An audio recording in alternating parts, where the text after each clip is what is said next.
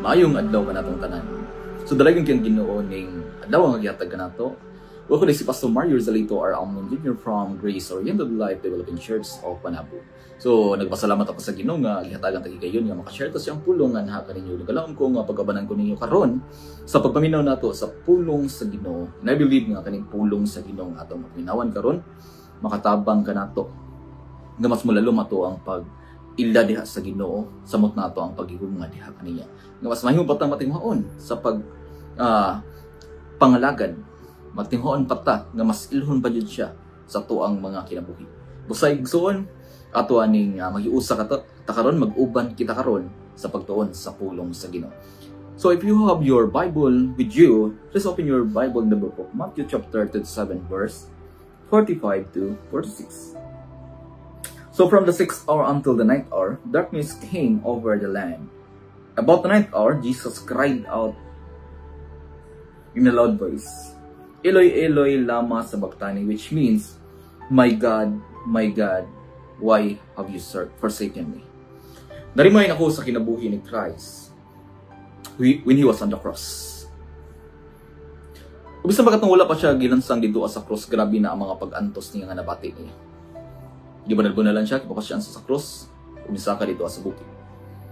Kung may igsoon, dili basta-basta ang ibati ni Christ ito. So kung may namdun ta, daghang kitang makitaan sa TV. Katong The Passion of Christ, mga experience ni Christ mismo, nga gihimuan mismo ang story. TV mismo. Makita na to dito nga, dili na po basta-basta. Pero katong panghitabo mismo nga, makita na to sa TV, dili to maikumpara kung unsa dyan nabati ni Christ ato nga time. Gikan sa grabe nga pagbunal-bunal, pagbinuang sa mga tao siya. Yet, terrible as was his pain, there was a greater pain. So, dili na to sakit na itong gibati niya, mga kasakit niya, pagbunal-bunal, pagbinuang siya. Pero kabalo may igso, napay pinakasakit dira. The pain of being alone. Okay, Jesus was alone on the cross. Sa kadagan niyag nahimo, dagan ka siyang mga disciples. But Jesus alone on the cross. He faced loneliness like no other person. Kung nakabati kag loneliness, dili na may kumpara sa loneliness nga nabati ni Christ. We may go through deep valleys where we feel alone, forsaken, and forgotten by God. But Jesus was alone. Kung nakabati ka nga naka sa pinakalisod nga problema sa imong kinabuhi, you feel alone, forsaken, and forgotten by God. Igsoon wala ka nagusara. Because Jesus Christ mismo, wala siya na dili siya ignorante ana nga sitwasyon sa imong kinabuhi. Because why? Si Christ mismo naka-experience labaw pa sa to ang nabati or imong nabati karon. God the Father turned His back on His Son that day on the cross. We feel the pain of His loneliness as we listen to the fourth saying of the cross. So muni, masabta na to ni karon. Kay before na po talaga ginhawa si Christ, atong isgutan karon kaning ikaupat nga giingon niya. So sama sa atong gibasa ganina, kaning verse 46, about the 9th hour Jesus cried out. Just imagine, Jesus cried out with a loud voice. Ang si Christ mismo, nihilak siya. Na grabe, kakusog. Kung sa gingon niya, my God, why have you forsaken me? Burag kuan kisa to unusual kisa to nga makabasa tani sa Bible. Kaya tanaw na to permi, every time nga sa earthly ministry ni Christ, kasagaran sa mga tao permi na nga ikamang siyahan, makahimo si Christ sa pagsulbad sila mga problema.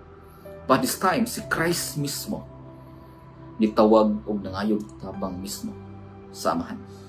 And according to Spurgeon, I do not think that the records of time or even eternity contain a sentence more full of anguish. Walay ma-record. Siguro gikan sa una, siguro og maabutay pa nga mas mulabaw sa anguish, sa suffering nga og pain nga na-experience ni Christ while He was on the earth. Katong na-experience niya dito sa cross. So kung tanaw na to, ang pinakauna manggod nga mga word ni Christ before na putlan siya siyang ginhawa, ano siya? Father, forgive them. Muna yung pinakauna mga pulong niya. Father, forgive them for they not know what they do. Siya, amahan, pasayloa sila. Suluyo sa paggibukat sa mga tao siya, nagahimog yabot siya sa pag-ampo, Father, forgive them.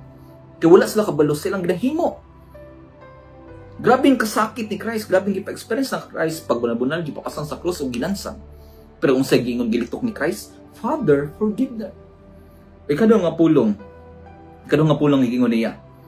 Truly I say to you today, you will be with me in paradise. Which is mana-record siya sa book of Luke, chapter 23 to 24.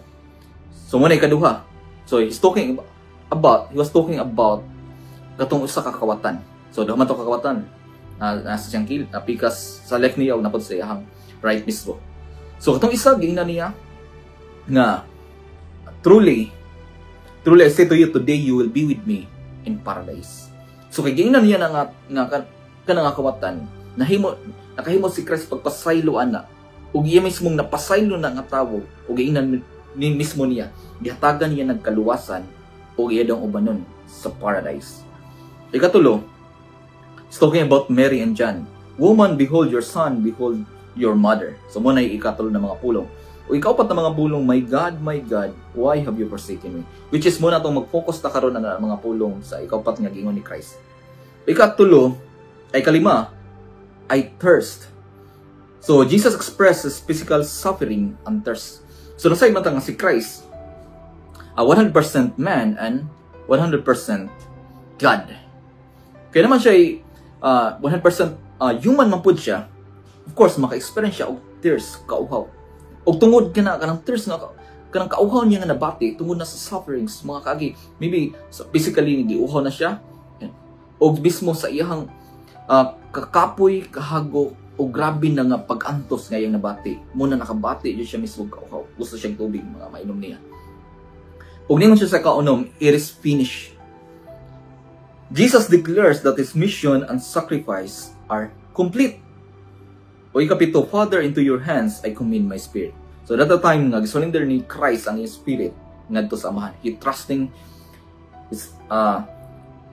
his Father nga mao'y mag-care na siya. So balik ta karon sa kaning ikaupat na mga pulong, kaning my God, why have you forsaken me?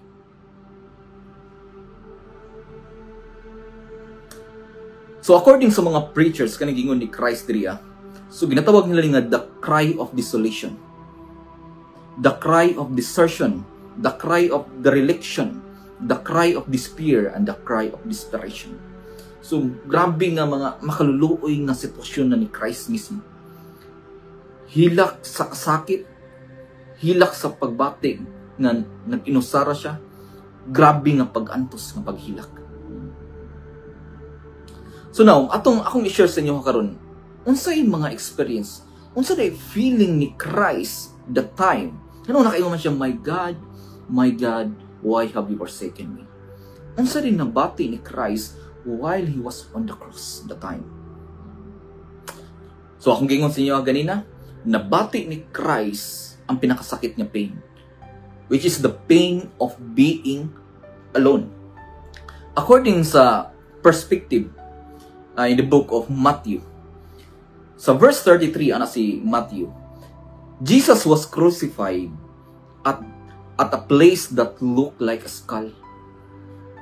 Si Kristo daw dito siya gilansang sa usa ka lugar nga kung tan-awon nimo ang shape sa usa ka lugar, kung tan-awon nimo siya sama sa usa ka bungo, skull. Unsa man ang ingon ni Matthew, he refused any sedative to dull the pain. Kabla mo si Christ mismo, pwede man siya makahimo. Mingon siya, pwede, di na ko yung pantong sa patnya na ko yung ditso. Pukti na ko ulo, o sabi, buhatan niya sa kuwangan, dili na ko mag-suffer. Pero si Christ mismo, gipasan, giantos niya tanan ang kabugat sa grabe nga execution sa iyang kinabuhi. Meaning to say, giagian yun to niyang grabing kasakit. Mamo dyan ang kamaturan yung mabasa na to. Kato nga execution yung inyang nadyan. But pwede mo ta siya mo refuse, nga dili na siya maagi ato. Pero na ba'y reklamo si Christ? Wala. Giagian to niya nga execution nga grabe kay pagnalbunal, pagpasang sa cross, ug paglansang. Ug sa man according sa perspective ni Matthew, in verse 37, a mocking sign was nailed above him. So naibutangan siya dito sa uluhan na usa ka mocking sign, pagbinuang kaniya. And the crowd scoffed at Jesus. They scoffed at his prediction, they scoffed at his lack of ability, they scoffed at his claim. Sa claim ni Christ, kiningaman niya si Christ na I am the Son of God. Binuangan siya sa mga tao. Gisama sa nga ni ba? Gilang siya sa mga tao. Di ba, naman ka, ikaw ang anak sa Ginoo, na makadrag. Luwas sa imong kagalingon. Gibinuangan siya sa mga tao, gigamit ang iyang mga claims sa pagbinuang siya, ganun na siya di sa cross karon. Kung gamahan na siya, ganun, nagpalansang na siya, ganun, wala man siya mahimo. Ang anang pagbinuang sa mga tao siya. And these were blasphemous sins. O pwede makahimo si Christ, because Jesus is God, pwede siya makahimo, panahon yung mga angels to destroy the mob, mga tao sa kalibutan, mga tao dito, pwede niya pamat yun. Pero gibuhat mo ito ni Christ? No. He chose to take their sin. He chose to take our sin and our judgment upon Himself. Mas gipili niya nga siya yung pasan sa ito mga kasalanan. Siya ang mubayad sa itong mga kasalanan o matubang sa punishment tungod sa ito ang mga kasalanan. Ikson, ang pag-antos ni Christ, grabe kayo. O gibuhat niya to tanan, nagpakahilom si Christ para to sa to. Giagian niya ang grabing execution, grabing pag-antos sa iyang kinabuhi, giantos niya tanan para kanimo, kanako, o kanatong tanan. Grabe, nagibuhat ni Christ para sa to. Just imagine, 6 hours siya na naghangon na cross. And according sa if you have the idea sa Roman crucifixion man good. Kanang kasagaran sa 6 hours nga pagbitay sa tao dito as sa cross. Kasagaran nang ginabuhat na lang jud na nila, maghilak na lang, maglisod na ginanawa or maghilom, wa na magkamatyonon na jud niya siya. Pero si Christ niabot niya, nakahimo siya sa pag-ingon. Sa kitag yung sa verse, my God, why have you forsaken me? Karon igsoon, while alone on the cross, samtang nag-inusara si Christ dito sa cross, Jesus felt 3 horrible pains. Naki-experience siya og tulo ka grabe nga kasakit sa iyang kinabuhi. And number 1 is, while Jesus alone on the cross, Jesus felt the anguish of sin. My God, kabantay mo igsoon that every time Jesus prayed, ang ginagamit yun yung word, ana dyan siya term niya, my Father in heaven. Father dyan yung ginagamit ang word, but this time, gigamit niya ang word na my God. He acknowledging the Father. The Father's God. Ginoo niya sa iyang tibok kinabuhi. Ginailang niya nga Diyos. Kapag may igsoon na yung mga reasons nga nung gigamit niya ng word na my God. Because in the book of Psalms chapter 22, giprophesied na ni King David sa iyang book Psalm of David, which is giingon niya da, my God, why hast thou forsaken me? Why art thou so far from helping me and from the words of my roaring? Because of time, si David mismo nasa sa sitwasyon siyang kinabuhi na wala siya mahimo, wala siya madaganan, wala siya maduulan. Una sa sitwasyon nga nangayo siya tabang sa Ginoo. Pero wala siya madunggan, di niya babati ang presence ni God sa iyang kinabuhi.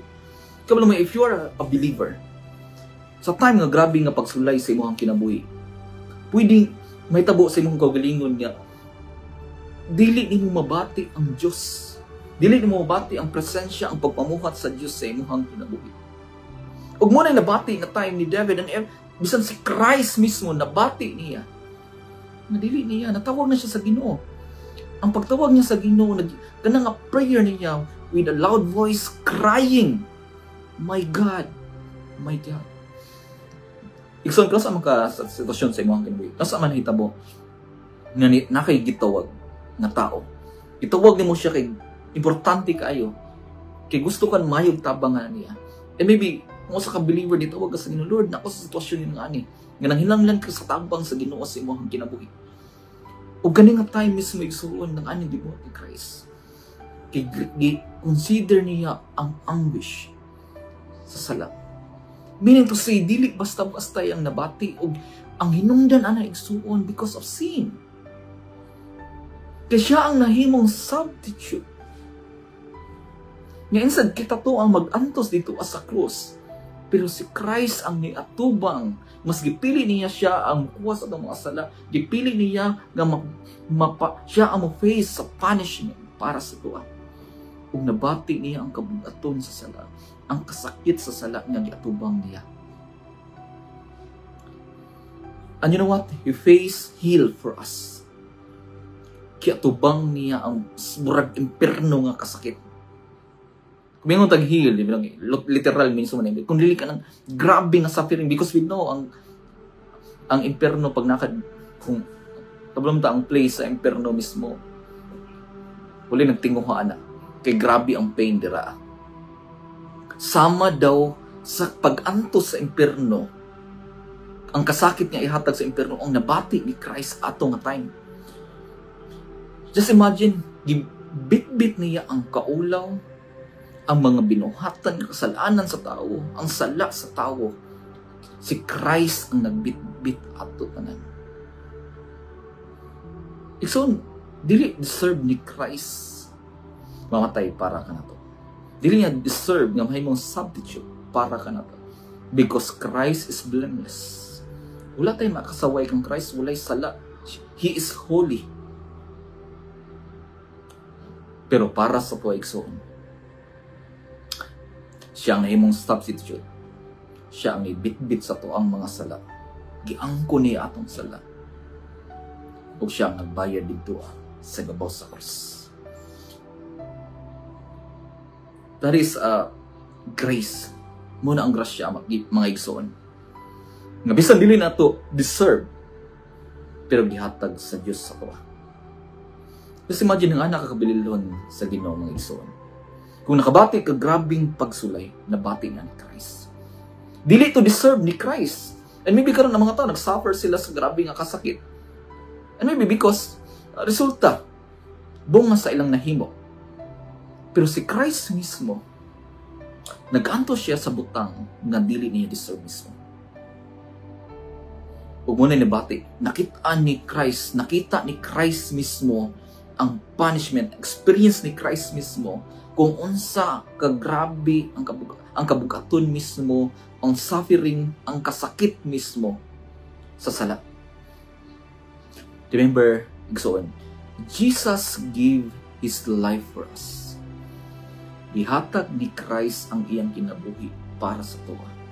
In the book of John chapter 10 verse 11, ana si Christ, I am the good shepherd.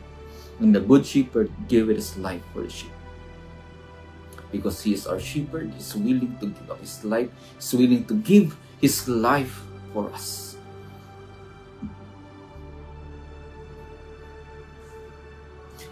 In Isaiah chapter 53 verse 6, all we like sheep have gone astray. The Lord hath lead him the iniquity of us all. Kita mismo na himot ng mga salaag, mga tao nga mga kasala. Pero sa gibuhat sa atong amahan, si Kristo ang nagpasan sa kasalanan sa mga tao para may balik ta diha sa atong amahan. In the book of Galatians chapter 3 verse 13, Christ has redeemed us from the curse of the law, being made a curse for us. Ang si Christ sa gibat lukat ta gikan sa tunglo sa balaod. Siyang nahimong tunglo para mahimo tang gawas niya gikan sa tunglo sa balaod. In the book of 1 Peter chapter 2 verse 24, who His own self bore our sin in His own body on the tree. Sama sa paglansang dito kang Kristo dito sa krus. Ang pinaka-purpose ato para bayaran niya ang kasalanan sa tibuok kalibutan. Okay, kaduha nga butang i-share na ko sa inyo. Ang pinakauna, Jesus felt the anguish of sin. O ikaduha, Jesus felt the agony of silence. Ningon si Christ, my God, why have you forsaken me? Kaning word diriya, why? Ngano? Una, nanawag siya sa Ginoo. Tawag sa Ginoo. Dili niya mabati si Christ. Dili niya ma-feel ang presence ni God. Ano siya, why have you forsaken me? Anong ipasagdaan man lang ko nimo? Ano na what? Yun ang mangayo kag tabang. Nanawag ka sa usa ka tao. Ibutan nato sa real life nimo karon na. Mangayo kag tabo. Mangayo kag tabang sa usa ka tao. Ug dili ka tingugan, pasagdaan ako, walay pakialam si mo. It's not listening with you. Sometimes na-call yung attention ng tao. Ipasagdaan ka rin. Wala siya pakialam. Nagpabulbungol. Unsa man nadira. Wala siya nakadungog sa imo. Unsa kay pwede bation nimo? And the time igsoon, while Jesus hung on the cross, while He was on the cross, nabati niya na. That every time He's calling to His Father, wala siya response nga mabati. Pero just imagine sa time sa agony, grabe nga suffering ni Christ, nakahimo gihapon siya sa pag-praise sa Ginoo. Igsoon sa panahon sa imong kinabuhi nga grabe ka kalisod. Grabe nga sitwasyon sa imong kinabuhi. Nakahimo ba ka sa pagtawag sa Ginoo? You asking God, Lord, my God, nakahimo ba ka ana nga prayer gihapon sa imong kinabuhi? Or just you are cursing, gina-curse lang nimong Ginoo, or nagbasol ka sa mga tao, ginabasol mo sila, sige kag may-mahay. But Jesus Christ, while He was hung on the cross, gitawag siya sa ngahan. It's showing His faith to God. Na even sa pinakalisod na sitwasyon siya ang kinabuhi, He was still trusting God sa tuyos nga nga sitwasyon siya ang kinabuhi. Igsoon, pisag nakaka sa pinakalisod ng sitwasyon sa imong kinabuhi, wala nakakasabot. Wala nakasabot sa imong kagulingon sa sitwasyon, nahitabo sa imong kinabuhi, nahitabo sa imong pamilya, nahitabo sa imong trabaho. Igsoon, malipay ang Ginoo. Makita sa imo pa kung nagapadayon gyapon ka sa pag-pray o pag-trust sa Ginoo duyo sa grabing krisis sa imong kinabuhi. Jesus Christ, grabe, nihilak siya, nagtawag, nag-pray siya sa Ginoo, nihilak siya, tubangan sa Ginoo, nagtawag siya sa Ginoo, but there was no answer. Kami na Migsoon, every time we're praying, gusto rin nagtubag ba? Lord, tubag ako, Lord. Lord, nga niya mong sitwasyon, Lord, ansiri. Lord, gusto na ako ng anong mahitabo. Gusto na itong response dahil gikan sa Ginoo. But, you know what? When Jesus was on the cross, tabang sa Ginoo, my God, why have you forsaken me? Kaya grabe ang punishment sa sin. Ang grabe ang kasakit nga nabati na niya. And he questioned. He asked the Lord, Lord, my God. Nangutana siya sa amahan, why have you forsaken me? Kung nitubag ba ang Ginoo? Kung tanawin mo sa verse, wala. Jesus cried. Anan si Christ, why Lord? Usa ka pangutana sa grabe nga nasakitan nga tao. Nabot ba ka sa point sa imong ginabuhi nga grabe ka na sakitan? Unsa ka kanang makapangutana ka ba? Nabot ba ka na sitwasyon kanang nangutana ka because grabe na ang kasakit nga nabati nimo sa imong kasing-kasing? But you know what? Walay answer na nadunggan na bati si Christ gikan sa amahan. Because Jesus Christ felt the agony of silence. The sounds of that silence was the most terrible sound ever heard. There Jesus hung in the dark in the agony of silence. Walay nadunggan nga tingog sa Ginoo. Only silence. Mingaw sa diyan nagilak siya. Walay pagtubag. Hilom lang ang amahan ng natay. Igsoon, siguro nabugas sitwasyon sa iyong kinabuhi. pila na ka nag-pray sa Ginoo. Pero wala kay only silence lang gihapon si Jesus. That's how God allowed the pain sa to. Kung naman ka sa sitwasyon, wala nimo nabati ang answer sa Ginoo, wala nimo nadunggan ang answer sa Ginoo, dili pa sabutan nang wala ang Ginoo. Gusto sa Ginoo na nga time na magpadayon ka sa pagsalig sa iyang kabubuton para sa imong kinabuhi. Ikatulo, while alone on the cross, Jesus felt the abandonment of a son. Kaning word ra nga yun, have you forsaken me? Why have you forsaken me? Because at the time, Jesus felt the abandonment of a son. Nabati niya, yung abandon na siya sa Father. Just imagine for how many times Jesus praying to God. Mag-pray siya samahan, di ba? Just tagkadlawon, mag-pray yun na si Jesus. Muna ang daily routine yun niya. Naghimo siya prayer. Kadlawon yun na permi. Tag-asking time sa prayer ni Christ. Grabe communion niya sa Father. Grabe intimacy niya Father. Pero dito ka sa krus, igsoon, wala niya nabati ng intimacy. He did not feel the presence of God while he was on the cross. Umuna, nabati ni Christ sama sa giabandon siya. Ingon nga anak sama. Igsoon siguro daghan kay nakabati. Ana sa tuwa. Nakabati ana sa inyo ha. Grabe mo namo sa sitwasyon nga grabe kayo kalisod. Ug nabati na ninyo nabot ang sitwasyon sa iyong kinabuhi nga burag wala man siguro Ginoo. Gibandon na naman siguro ko sa Ginoo ang kinabuhi Dati lahi man dati grabe man ako ma-feel yun ako ang power sa Ginoo, ma-feel na ako ang presence sa Ginoo sa ko ang kinabuhi. Pero nganong lahi man karon? Anong burag gipasagdan ako sa Ginoo, burag grabe na magproblema akong kinabuhi karon.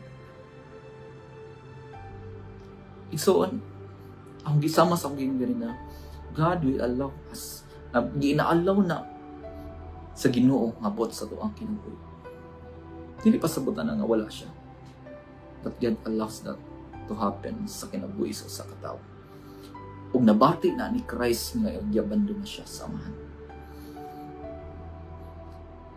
The time ang Father nagpakahilong lang. Dili pasabot niya wala niya nakita si Christ nga nagsuffer. Pero nagpakahilong siya. Si Christ nagantos siya kaya may mautoy bayad sa sala sa tao. Ang Father naguno na siya akong anak. Nagsuffer. Ang sala sa kalibutan siya'y nagbayad. Kinahigugma ko sa mga tao sa kalibutan. So kato nga panghitaboy igsoon, nagpakita to sa pagka-holy sa Ginoo ug sa dako nga paghigugma sa Ginoo. Kaya ang Dios balaan man siya, dili niya itolerate ang sala. Na ang sala sa tawo na ay punishment. Ug dili ang Dios gusto nga kita mag-suffer. Kaya dili man ta ngayon nga mo'y mobayad sa sala. Si Christ mo'y nagbayad. Kaya siya lamang ang walis sala. Siya na himong halad para kanato. Ug gibuhat to sa amahan, gitugtan to sa amahan. Kaya nahigugma siya sa tuwa. Luyo sa mga panghitabo, nahitabo sa life ni Christ. Na itong na-experience tanan ni Christ. Antos to niya tanan para sa tuwa. Kaya grabe iyang paghigugma kanatong tanan. Igsoon kung hinaot nga na-remind ta karon kung sa kabililon ang gibuhat ni Christ dito sa krus. Pinagi sa kamatayon ni Christ dito sa krus na bayran ang sala sa tao. Napasaylo ta sa amahan. Kung malaglag man ang tao, nining kalibutan na. Kung maadto man ang tao sa impyerno, dili tungod. Kaya wala pa niya nabayri ang sala. Kung malaglag man ang tao, tungod kaya wala siya nito na si Kristo namatay o gilubong para sa iyang mga sala. Igsoon, ang kaluwasan nato dili pinagi sa tuang buhat. Ang kaluwasan nato si Kristo ang nagbuhat ana para sa tuwa. Ang Biblia mismo, klaro kay gingon sa Bible, for by grace you have been saved through faith, not by works, lest any man should boast. Walay ni bisan kinsa ang makapahambog sa pagluwas sa iyang kagalingon. Kay pinaagi lang ni Kristo nakabaton kita og kaluwasan. Kay si Kristo mismo ang nahimong substitute kanato. Siya mismo ang nagdala sa itong mga sala. Siya mismo ang nagbayad sa itong mga sala. Siya mismo ang gilansang nag-antos dito para kanatong tanan. Para to sa to ang gibuhat ni Christ. Ang gusto lang ni Christ karon, tuuhan na to na siya namatay gilubong na banhaw para sa to ang mga kasalanan. Isuon mo na pinaka-importante nga balita. Mo na pinaka-importante nga masabtan natong tanan. Nga tungod sa dako nga paigugma sa to ang buhi nga Dios, siya namatay gilubong na banhaw para sa to ang mga sala. Mo na ang angay na totohan. We don't deserve pakamatyan ta. But because of love, because ang Diyos gracious mo kayo, He's a gracious God. Iyang ipadala yung bugtong anak na mao'y nag-antos, nagbitbit sa itong masala, o nag-antos dito sa ibabaw sa krus. Mao'y namatay para sa to ang mga sala. Isuon, gusto lang sa Diyos na tuhan nimo na si Kristo namatay gilubong na banhaw para sa imong mga sala. Ug dawato nimo siya nga Dios ug bugtong manluwas nimo sa imong tibuok kinabuhi. Ison maghimo tag desisyon sa tuang kinabuhi. Atutuhan na si Kristo namatay gilubong na banhaw para sa tong kasalanan. Ug mao na pinaka-importante. Ug mao na ang kaluwasan nato karon. Natong tuuhan na si Kristo namatay gilubong na banhaw para sa tuong mga kasalanan. Magampo kita. Kung naman mo sa iyong panibalay, pwede mo masunod ka na ako. Lord Jesus, binangko na ako sa kamakasala. Og dili ang ayan nga makaduol diha kanimo. Apan Lord, salamat gipadala nimong bugtong anak nga si Kristo nga maoy namatay gilubong na banhaw para sa akong kasalanan. Og karon Ginoo, ginatubuhan ako na siya maoy namatay gilubong na banhaw para sa akong kasalanan. Dawaton ako siya nga Dios ug bugtong manuluwas sa ko ang tibuok kinabuhi. Ug gini akong napasalamatan sa ngalan ni Jesus. Amen. Igsoon sa ang Bible ningon mismo. Katong nituog ni dawat sa Ginoo, yatagan niya katungod nga mahimong anak niya. Igsoon kung ni naghimo kag desisyon sa imong kinabuhi, nga imong nituo ka nga si Kristo namatay gilubong na banhaw. Ug gidawat nimo siya nga Dios ug bugtong manuluwas mo sa tibuok nimong kinabuhi. Congrats it's to on. Kaya yatagan na kasamahan ug katungod nga mahimong anak niya. So igsoon salamat kayo sa pagpaminaw niyo karon. Ang Dios mo panalangin kanatong tanan.